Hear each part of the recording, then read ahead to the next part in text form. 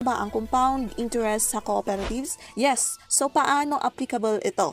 In cooperatives kasi ganito yan. Hindi automatic na ilalagay sa share capital or investment mo yung dividends na natatanggap mo. Directly po yan na nilalagay sa savings mo. Pero sa ibang kooperatiba, yan po yung technique po nila is nilalagay po nila directly sa inyong share capital. At yung butal, syempre hindi nga pwede yung butal sa share capital. So, yung butal, gagawin niyang subscription or in another subsidiary ledger. Kunwari, 1,000, hindi pwedeng 1,050.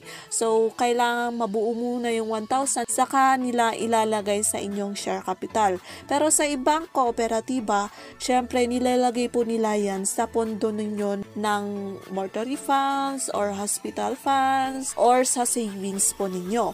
Pero kung gusto po natin yung idea of compounding interest, then ganito po ang gagawin mo. Withdraw it from your savings, then